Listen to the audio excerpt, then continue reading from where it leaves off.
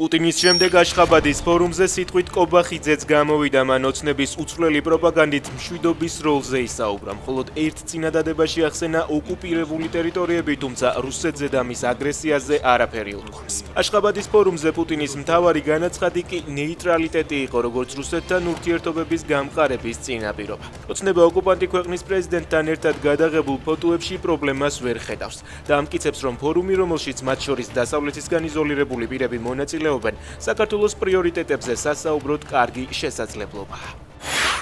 თბილსერვის ჯგუფიდან უკანონოდ გათავისუფლებულმა პირმა კალაძის უწყებას სასამართლო დავა მოუგო. სოციალური სამართლიანობის ცენტრის ცნობით მათი დაცვის ქვეშ მყოფიც იმ პირებს შორისაა, რომლებიც სამსახურიდან ოცნების მიერ ევროკავშირში გაწევრიანების მოლაპარაკებების შეწყვეტის შემდეგ გამოხატული პროტესტის გამო დაითხოვეს.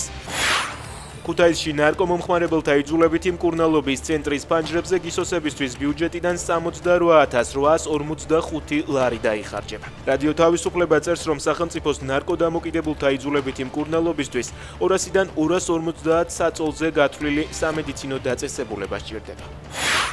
ევროპული საბჭო უკრაინას 2 მილიარდ ევროზე მეტს გადასცემს. ოფიციალური განცხადების მიხედვით ეს დაფინანსება ძირითადად მიზნად ისახავს უკრაინის მიკროფინანსური სტაბილურობის გაძლიერებასა და სახელმწიფო მართვის ფუნქციონირების მხარდაჭერას.